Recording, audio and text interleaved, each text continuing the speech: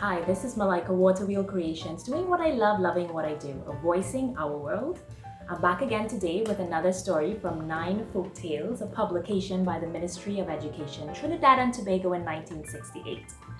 Remember, the book is out of print. You can't get these stories unless you hear me read them for you. Today's story is called Sweet Misery. There was once an old woman who lived in the village of Valencia. She was a very poor old woman with no family, and she lived all by herself in a small tapia hut near the Valencia River.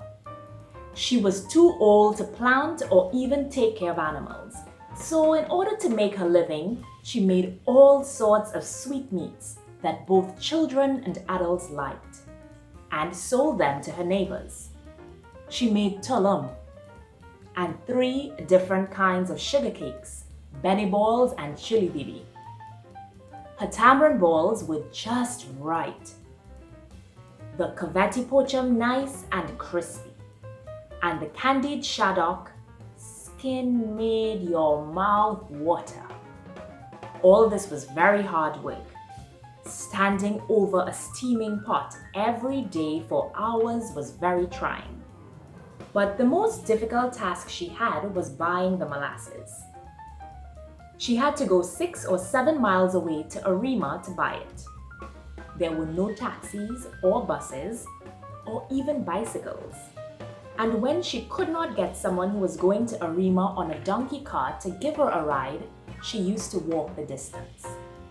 She would set off very early in the morning at about 3 or 4 o'clock and try to be back before the day grew very hot. One morning, she was very late in leaving Valencia. By the time she had walked to Arima and filled her clay jar with molasses, it was midday. She walked along carrying her jar of molasses on her shoulder. It was very hot, and she was very tired. Suddenly, she stumbled over a raised tree root. Her shoulder jerked upwards. Her hands slipped, and the jar of molasses came crashing to her feet. "Oh, what misery is this for me?" the old woman cried out. "Look at my trouble. What misery! What trouble! I will have to go all the way back to Arima to buy more. Oh, what trouble!" She tried to scrape up most of the molasses with pieces of the broken jar, licking her fingers, smacking her lips, and crying all at the same time. Compere Monkey, hidden between the branches of the tree under which the jar had fallen, watched with wide open eyes. He was a very inquisitive monkey, always wanting to know other people's business. He touched everything he saw and asked all sorts of questions. And everyone called him Fast Compere Monkey. He heard the old woman crying, "Oh, look at my trouble, look at my misery," but did not understand what the words meant. But he also saw and heard her smacking her lips, and he understood that well enough. He waited until the old woman had gathered as much as she could of the molasses into a small calabash, and she had gone her way. Then he came down from the tree. He struck his fingers into the molasses that had been left on the ground, and sticking out his tongue, licked them. Pa, pa! He was delighted. Never had he tasted anything as nice as this. "This trouble is a very sweet thing," he said out loud. Smack, smack. A very nice thing indeed. It's the sweetest thing I have ever tasted. I think I'll lick this all up. It would be a shame to let any waste." So saying, he leaned over and licked up every last drop of the molasses until only a dark brownish stain was left on the ground. "What good luck I had today," he said when he was finished. "I was here just at the right time." but I would like to have some more.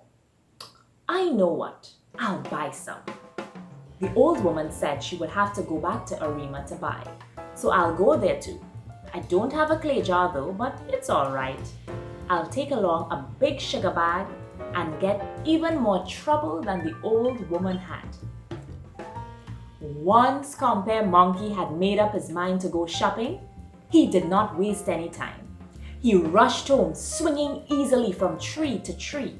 He put on his top hat and black coat, and taking up the largest sugar bag he could find, set out to buy himself some trouble. Compere Monkey found a lot of things to attract him on the way, but every time he stopped to look at something, he remembered that sweet liquid and hurried off again, smacking his lips.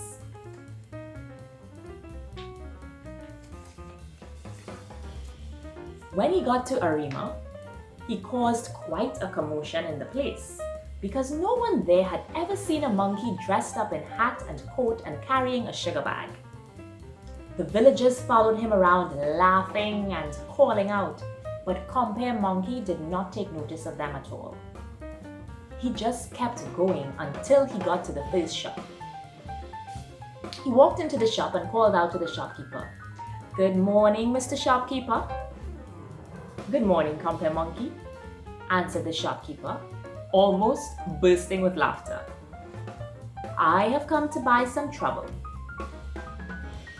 "You have come to buy what?" the shopkeeper asked. "Some trouble," answered Compere Monkey. "Don't you know what trouble is?" "I know what trouble is, all right," said the shopkeeper. "I've had plenty of it." "Good," said the monkey. "Then you can sell me some." "But why do you want to buy trouble?" the shopkeeper asked. "Because I like it. That's why," said Compere Monkey. "Anyway, stop asking me a lot of foolish questions and sell me my trouble." While this conversation was going on, there was a loud laughter from the people who had followed Monkey. Now a man said, "Compere Monkey is right, shopkeeper. Sell him his trouble without any questions. Come on, let's go into the back of the store where the trouble is. I'll help you." "Here?" called out Monkey. "Not so fast, I want my trouble." "In this bag, and I want it full, mind you. No cheating now." The shopkeeper and his friend took the sugar bag from Compere Monkey and went to the back of the shop. The crowd laughed and pushed each other, but Compere Monkey ignored them. He stood one leg crossed over the other, elbows on the counter, that slightly cocked, whistling a tune and waiting. At last, the shopkeeper and his friend appeared. The friend went around whispering to everyone while the shopkeeper handed Monkey the bag, tied at the mouth with a strong cord, and took his money. The bag was very heavy. "Oh my," said Monkey. "I've almost got more than I bargained for. Anyway, I'll manage." So saying, he slung the bag over his shoulder and went on his way. The crowd was roaring with laughter now, but this didn't worry Compere Monkey. He had his trouble and he was happy. Once outside Arima, Monkey could hardly wait to open his bag. But since he wanted all for himself, he decided to wait until he could be sure there was no one around. At last, he came to a lovely spot. As far as his eyes could see, there was nothing but green grass and just one prickly palm tree with a tall pepper tree growing beside it. "Ah," thought Compere Monkey, "this is just the place." He took off his top hat and coat and set them aside. "Now," said he, "it's time for trouble." He untied the knot from the mouth of the bag and pushed in a hand. "Yow!" shouted Compere Monkey as something bit into his hand. Imagine his surprise when instead of the sweet brown-black syrup, there rushed from the bag 2 fierce dogs, knocking him over as they came out. "What kind of trouble is this?" shouted Monkey. "We're the real kind of trouble," snarled the dogs, "and we'll show you just how much trouble we are." With that, they took after Compere Monkey, who bolted off as fast as his legs could take him. On and on he went, not daring to stop.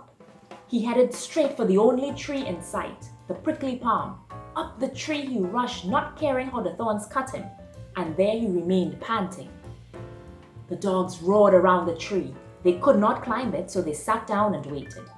Time passed, and Compere Monkey grew hungrier and hungrier, but he couldn't climb down because of the dogs. The peppers on the pepper tree, so close to him, tempted him. He knew they would burn, but he was so hungry. Too hungry to care. He picked one, snap. He took his first bite.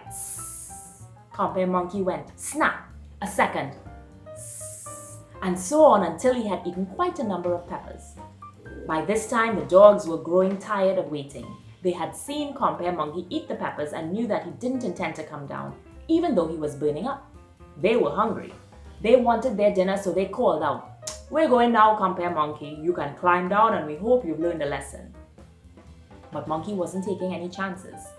He waited until they disappeared from his view. Then he scrambled from the tree and went in search of water. He had thorns in his skin, his feet and hands were sore. His muscles hurt, and his mouth was afire with the pepper. But as he went, hopping painfully down to the river, he said, "That shopkeeper was a bad man. But it's all my fault. I'm too inquisitive. I've learned a good lesson today, and that is never to trouble trouble until trouble troubles me." Wire bend, story end. I hope you enjoyed that. That was Sweet Misery, a story with Compere Monkey from 9 Folktales, a publication by the Ministry of Education, Trinidad and Tobago in 1968. This is Malaika, doing what I love, loving what I do, bringing stories to you, voicing our world. See you next time.